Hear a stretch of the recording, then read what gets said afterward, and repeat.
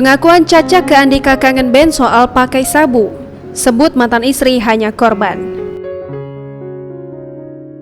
Sosok Rizky, pria yang ditangkap bersama Khairunisa alias Caca karena kasus narkoba masih misteri. Andika Mahesa kangen band, mantan suami dari Caca, heran dengan sosok Rizky. Andika mengaku tak kenal dengan Rizky yang kedapatan bersama Caca di kamar kos saat digerebek polisi di Lampung. Untuk saat ini Andika akan mengurus anaknya hasil pernikahan dengan Caca. Ia akan berusaha selalu ada untuk ketiga buah hatinya selagi Caca ditahan oleh Polda Lampung. Diberitakan sebelumnya Caca ditangkap penyidik Polda Lampung di kawasan Tanjung Karang Timur, Bandar Lampung, Senin 8 Februari 2021. Dalam penangkapan tersebut, polisi menemukan barang bukti berupa sabu seberat 7,2 gram. Kepada kepolisian, Caca belum membeberkan alasan menggunakan, keduanya masih dalam tahap pemeriksaan.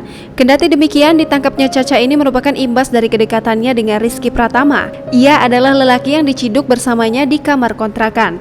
Andika menyebut bahwa kondisi Caca tengah terpuruk.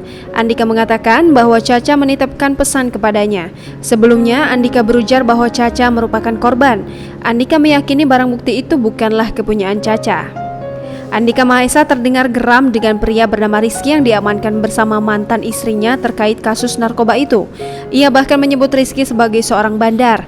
Melihat banyaknya barang bukti sabu yang diamankan bersama Caca dan Rizky, Andika menduga Rizky adalah bandar. Ia merasa semua narkotika jenis sabu seberat 7,2 gram itu sebagian besarnya dimiliki oleh Rizky. Vokalis kangen band itu merasa tak masalah jika Rizky harus ditembak mati karena ia menganggap sebagai bandar.